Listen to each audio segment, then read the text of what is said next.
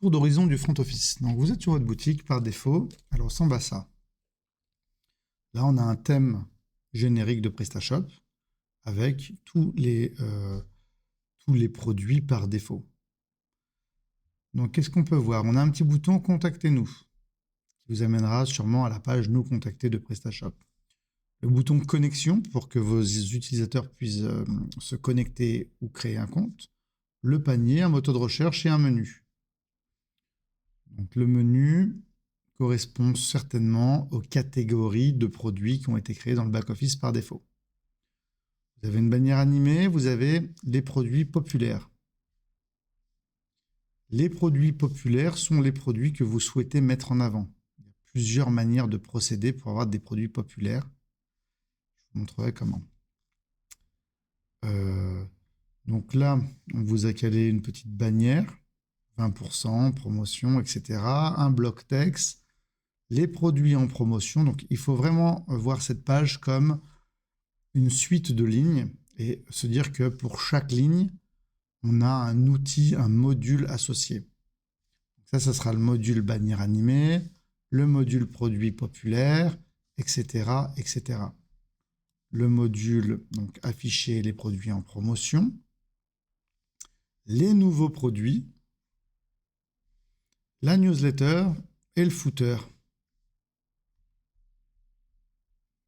Voilà. Donc, si jamais vous cliquez sur une catégorie parente, vêtements, vous arrivez sur la première page de catégorie. Cette page de catégorie, pour le moment, elle a 2 colonnes. Donc, la première colonne, on a placé différentes choses. On a encore différents outils qui permettent d'afficher les catégories parentes en l'occurrence. Dans vêtements, j'ai hommes et femmes. Ça permet de naviguer dans les différentes catégories enfants de vêtements. Les fournisseurs, les marques, les filtres. Les filtres permettent donc de réduire l'affichage de cette page. Je veux voir donc tous les produits qui sont pour femmes ou de taille S. Je coche, je suis toujours dans vêtements. J'ai mes filtres actifs produits de taille S. Voilà, donc on peut cocher plusieurs filtres, taille S plus noir par exemple. Voilà, il ne me reste plus qu'un seul t-shirt. Je désactive les filtres.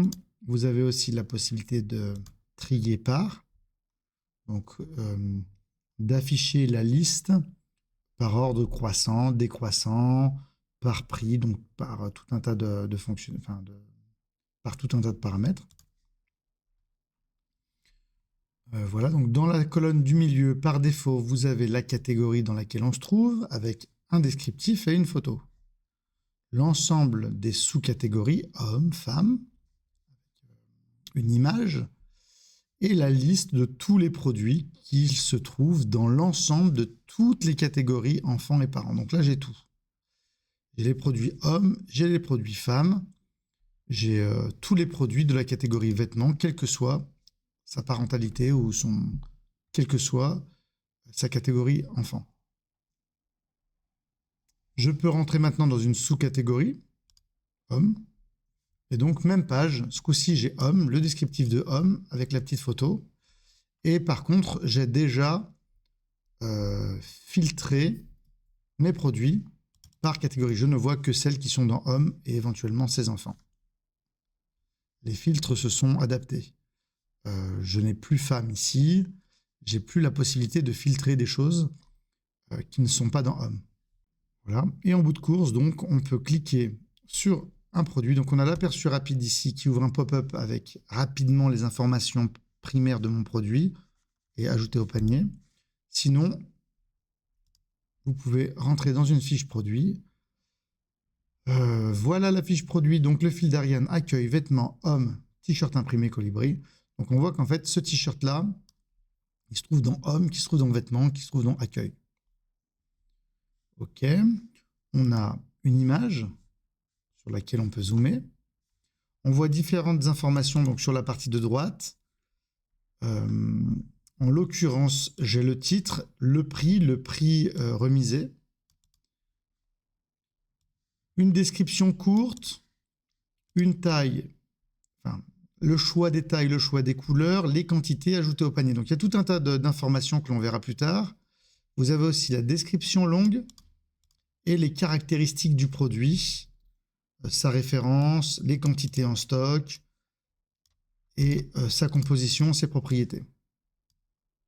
On a un bloc commentaire en dessous et ensuite le footer. Voilà, donc ce produit est un produit particulier, il est un peu sophistiqué, on appelle ça un produit décliné. Parce que pour pouvoir l'acheter, il faut choisir un ensemble de déclinaisons, en l'occurrence la taille et la couleur. Une fois que j'ai choisi une taille et une couleur, je peux ajouter une certaine quantité à mon panier. Je clique sur ajouter au panier, je tombe sur ce pop-up, votre produit a été ajouté. Et là, on a la possibilité soit de continuer à acheter des produits, soit de commander. Donc, je veux continuer à acheter des produits. Je peux naviguer dans mon arborescence. Je vais prendre un produit pour femme. Celui-ci. Pull, coloré, colibri. Donc pareil, c'est un produit décliné. Donc on a dans le menu différents produits. Je vais dans accessoires de maison. Je prends un mug. Et vous voyez, ce mug-là, il n'est pas déclinable. Si je veux acheter, j'achète ce mug-là. Je n'ai pas de possibilité de choix ici. C'est un produit classique. Je l'ajoute au panier. Je clique maintenant sur commander.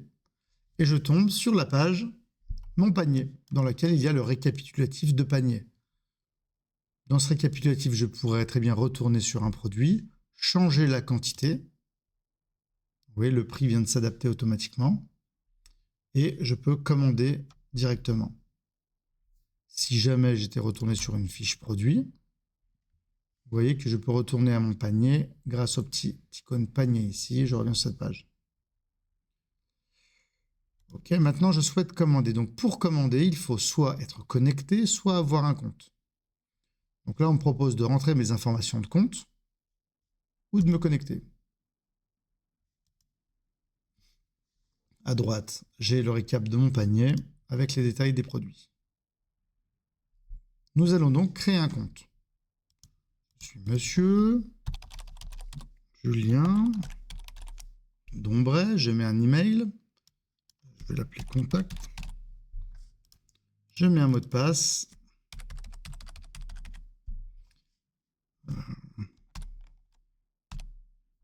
ok, donc là on m'oblige à mettre un mot de passe un peu compliqué, là j'ai mis ça, hop, faudrait que je m'en souvienne, 34579 hashtag point d'exclamation, ok super.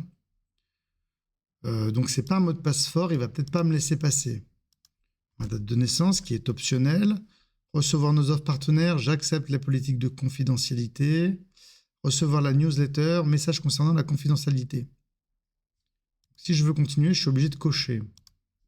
J'accepte les conditions générales. Et la RGPD, message concernant la confidentialité. Donc je vous montrerai comment on peut changer les paramètres à afficher dans cette page.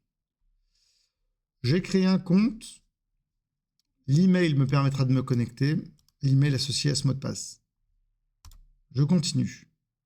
Donc là, on me dit que le mot de passe, il n'est pas assez fort. Il faut que j'en crée un plus puissant.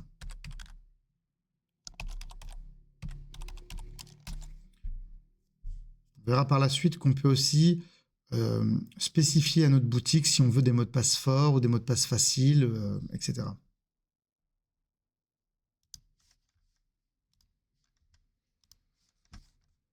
Je vais enregistrer, voilà. Donc j'ai créé mes informations personnelles, je pourrais les modifier. Je passe à l'étape 2, créer mon adresse.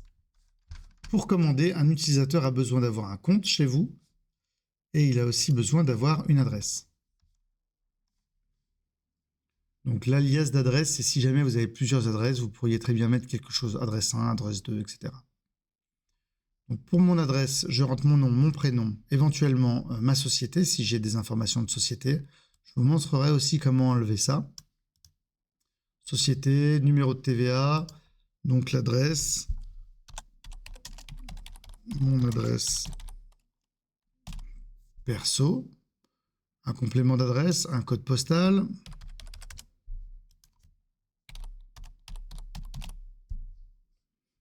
pays France et mon numéro de téléphone.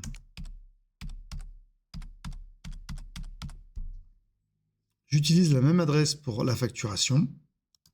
Oui, non. Si jamais je ne coche pas cette case, on va me proposer de mettre une autre adresse, l'adresse de facturation. C'est peu pertinent pour un particulier. Si jamais vous travaillez avec des entreprises, ça peut être pas mal de pouvoir changer l'adresse. Je continue. Étape 3, mode de livraison. Est-ce que je veux avoir un click and collect retrait en magasin ou est-ce que je veux être livré quelque part? Moi, je veux être livré en magasin pour l'instant. Je vous montrerai comment gérer les transporteurs. Et un petit message.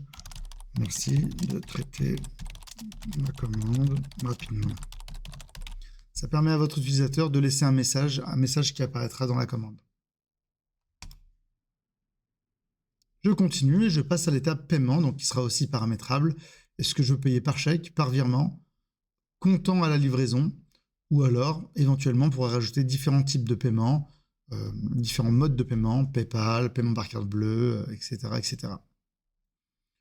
Ok, donc moi je veux payer comptant à la livraison. J'ai lu les conditions générales qui sont un lien vers ma page CGV. Je vous montrerai comment modifier les CGV. Je coche la petite case j'ai lu et je commande. À toutes ces étapes, votre client a reçu un mail. Je vous montrerai les différents mails que votre client a reçus et comment les modifier. J'arrive sur une page de confirmation qui sera différente en fonction du mode de paiement.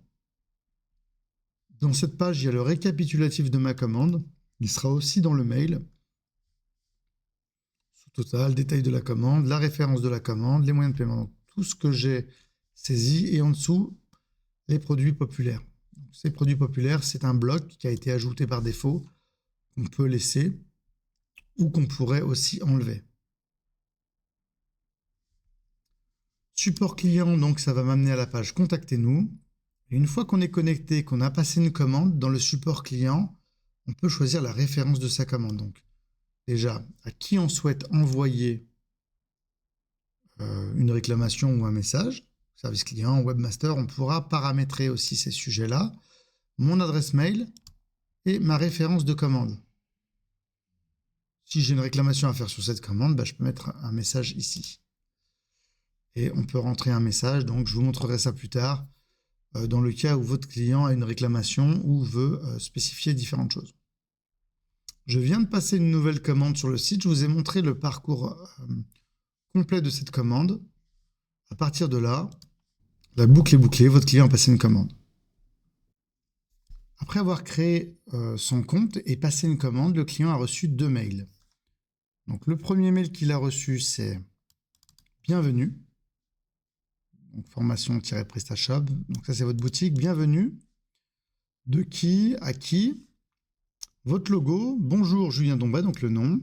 Merci d'avoir créé votre compte client sur votre boutique. Voici vos identifiants, si vous voulez vous reconnecter. Conseil de sécurité, information. Donc voilà, vous avez un mail type qui est parti au client. Avec le lien, donc, pour passer une nouvelle commande. Donc ça, c'est le mail de création de compte. Une fois qu'on a commandé un produit, qu'on a passé une commande, on reçoit un autre mail, c'est confirmation de commande. Et puis là, voilà, merci d'avoir effectué vos achats, le détail de la commande, le type de paiement. Ok, avec voilà ce que vous avez commandé, les informations de livraison, les adresses livraison, facturation. Donc voilà, votre client a reçu 2 mails types. Suivant le mode de paiement et suivant la validation de ce mode de paiement, il y a d'autres mails qui auraient pu arriver. Là, vous avez confirmation de commande, vous auriez pu avoir confirmation de paiement.